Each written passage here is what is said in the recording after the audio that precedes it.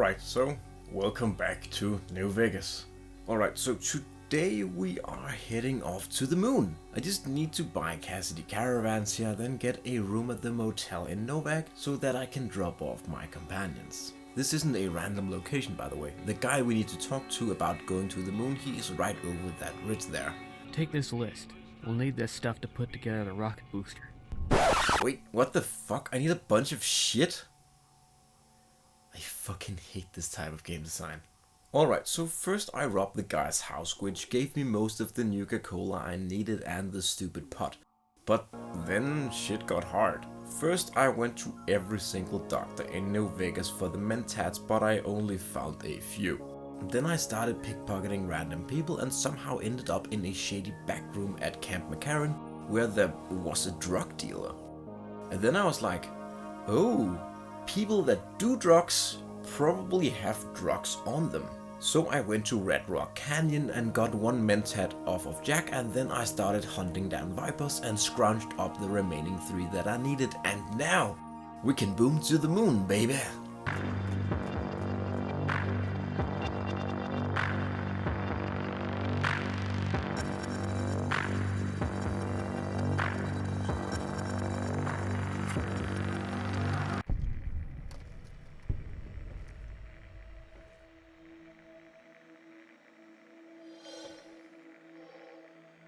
Yo, this is cool as fuck. Alright, so I made my way inside the compound and everyone is dead.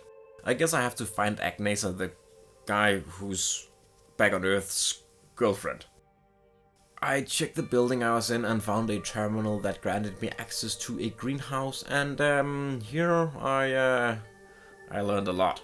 For one, this mod is more of a point-and-click adventure, and so far it's done a fairly good job of communicating where to go through its level design. And that is a big plus, and not something that all adventure games do, not even the ones that were made for money. And secondly, after the work accident that got Max sent back to Earth, Agnesa got close to Jimothy, the station's rover mechanics, and by close I of course mean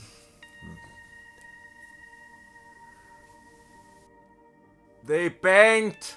They were gonna run away together, and she started ghosting Max in their DMs and was gonna end things at the appropriate time.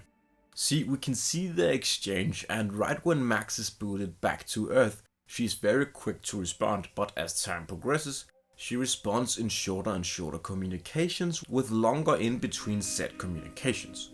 In the beginning, it's due to work stress, but we can see here where she snaps at Max and begins pointing out his flaws, you know, the flaws that she once found so endearing, is the same point in time when she started cheating on him with Jimothy. And the saddest thing about all of this is that Vincent, Max's replacement, poisoned everyone with a party cake for some, as of now, unknown reason. I learned from the staff records that there are 12 members on base. I count 9 in the main facility and the greenhouse combined, so that leaves Vincent, Jimothy, and Agnesa unaccounted for. I have a feeling that Jimothy is over in the rover shop, so I hit there and yeah, there he is, dead as a doornail. I learned here that he was deeply in love with Agnesa, and it seemed like she was in love with him as well, which kind of makes all of this, you know, a tiny bit more tragic. I fixed up a few rovers and took them outside, and here I fixed up a few more and got them to harvest materials. I don't know for what yet, but I guess it does something.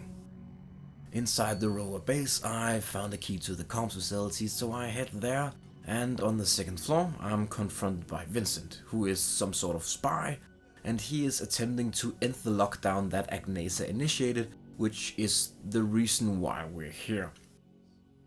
Unfortunately, we're too late and she's very much dead, shot by Vincent, who we then hack into pieces. And here things unfortunately get a bit muddy. I had no fucking idea on what to do other than the fact that I needed 4 things to shut off the lockdown. The keycard I already have, the DNA I can get from Agnesa, the black box I have no clue, the override card, ditto.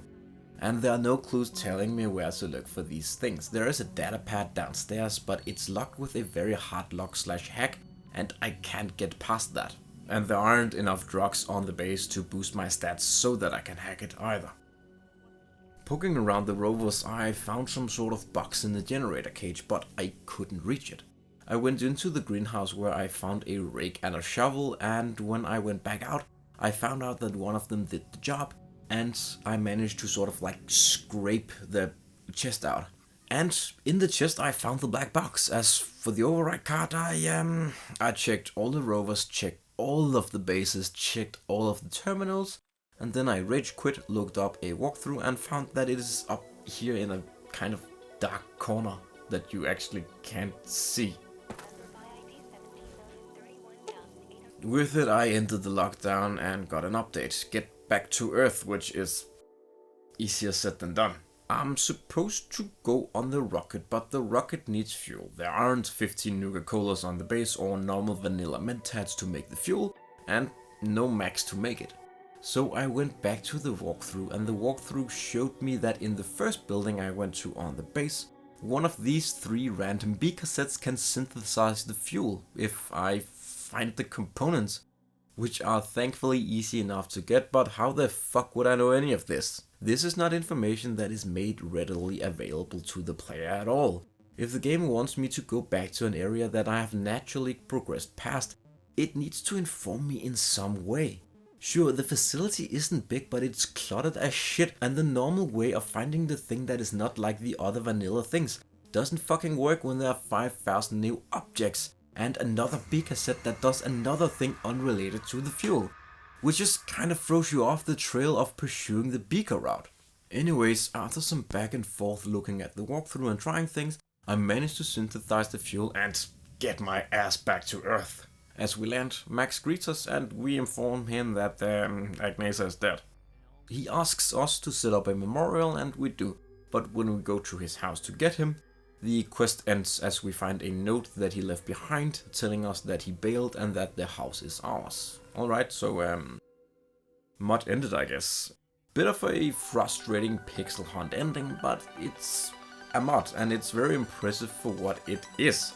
It's just a shame that it could have been fixed fairly easily, but wasn't. After the conclusion, I went back to Neptune's room in Novak, sold off some stuff, and then I saved and quit. But then I found out that due to a bug, I didn't actually get to tell Max about the cheating or pick any of the other options that continues the mod quest. And what we got was the early ending, and we're actually only around halfway done. See, what happens was that even though I found out about the cheating, because I didn't find both terminals that go over the cheating, the option doesn't become available to me even though it's supposed to. And it's such a big issue that there is a cardboard box over here that will respawn Max and reset that part of the quest and open up all the dialogue options. So mod not over yet, I guess. Except that it is.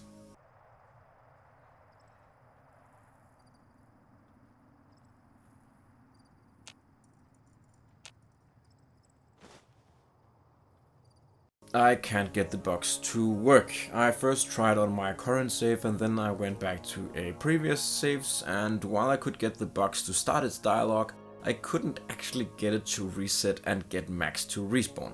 Then I tried reloading again and I got assaulted by a Legion assassin squad, which made Max flee, and after surviving that little ambush I couldn't even get him to finish the quest or get the box to even let me initiate dialogue, so well, I guess that's it. It's a shame. I might not like the point and click gameplay or the characters really, but I like the mystery, especially the fact that there is a structured operation conducting experiments on the moon in this Fallout world, which might seem a bit non-Fallouty to you all, but I think it's completely plausible. See, I don't think the regions we have visited in Fallout are, well, all there is to the Fallout world. I think there are functional parts of the world that could have started a space program, and I think the wastes are a lot less wasty in general than what we have seen, which we also see confirmed in Fallout 76. And I would have liked to see how far the mod would have gone with this concept and how similar their take on it would have been to mine. But I guess we won't know, will we? Unfortunately. Anyways, that's been it for me. Except, we gotta rank it. If we take Fallout 3's expansions into account, my rank of the expansions will be like this.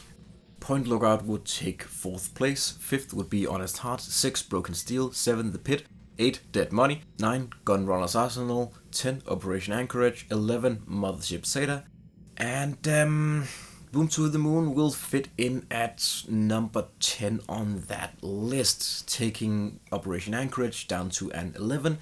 Not bad, but it could have been a lot better. I feel like it's a bit of a shame that the team spent this much time making new assets and making these awesome levels and these awesome new gameplay mechanics, but didn't go back and fix this bug between 5 years ago when the mod was released and now, and completely gimped their product by not doing it. But it's still, even in this bafflingly incomplete state, really fun and, you know, at least half playable, and you should definitely check it out. But yeah, that's been it for me. Until next time, bye bye.